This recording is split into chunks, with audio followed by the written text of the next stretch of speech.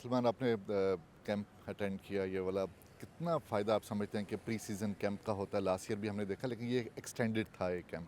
बिल्कुल, I think बड़ा अच्छा इनिशिएटिव था और ये ऐसा कैंप होता है कि जहाँ पर आपको अपनी जो आप ऑब्वियसली अभी 3 फॉर्मेट हो चुके हैं तो टाइम कम मिलता है आपको, ऑफ सीज़न मिलता है, कम मिलता है क्योंकि आपको अपनी चीज़ में अगर कोई चीज़ एनहांस करनी है या किसी चीज़ में आपको लग रहा है कि आपको मसला हो रहा है, तो यहाँ आकर आप उसको सॉर्ट आउट कर सकते हैं।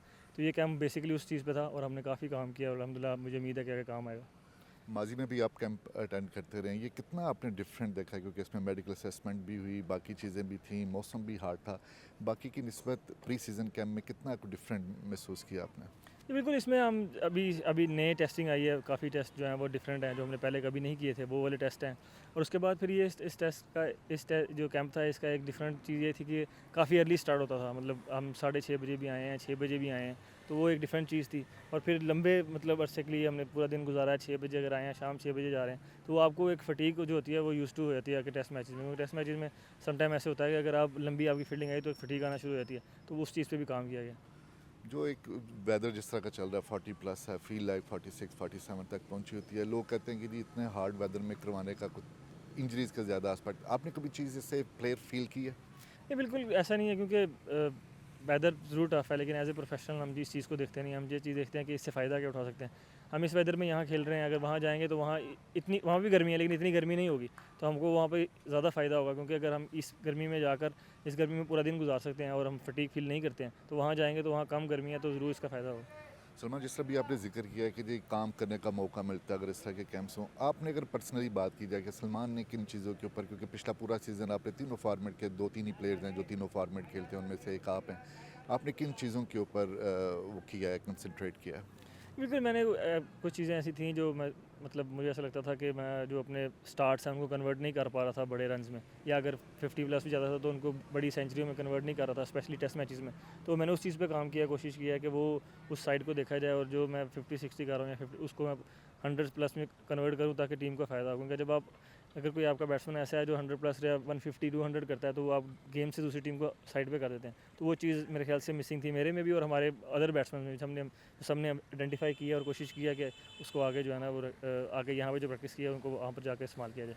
सलमान, थ्री फॉर्मेट खेलना आजकल आसान नहीं है, लेकिन आप उसको मेंटेन कर रहे हो, लेके भी आगे चल रहे हो। अभी आपने रेड बॉल कैंप में शिरकत किया है, वाइट बॉल का कैंप भी साथ लगा हुआ है। इस कैंप में रहते हुए आपने पूरा ओवरऑल तीनों फॉर्मेट को मिला के भी कुछ करने की कोशिश की होगी डेफिनेटली।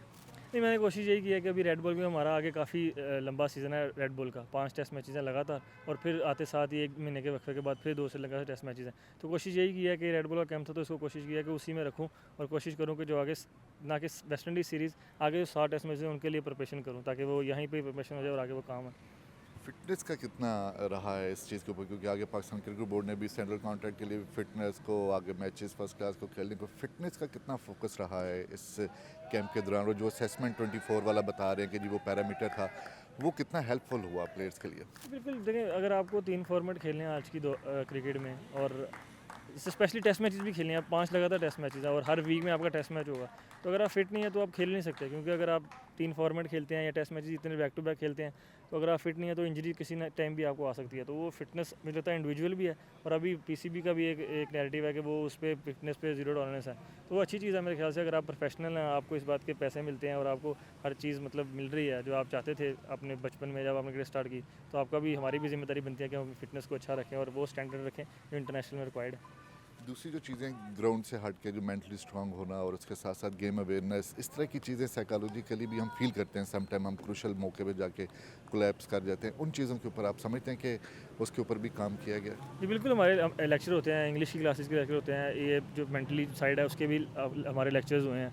मेरे ख्याल से वो इस कैंप का जो जो आपने पहले पूछा डिफरेंट, वो भी एक चीज़ डिफरेंट थी कि इसमें आपको इंग्लिश की क्लासें भी दी जा रही हैं और उसके बाद आपको वो मेंटली साइड जो है आपके साइकोलॉजिस्ट भी आए हैं, उन्होंने भी हमें आकर हमसे बात की है कि सर्टेन स्टेजेस पे जब आप प्रेशर ज़्यादा आता है तो उस पे आपको क्या करना है। तो मुझे लगता है वो चीज़ें भी आगे हेल्प ज़रूर करेंगी।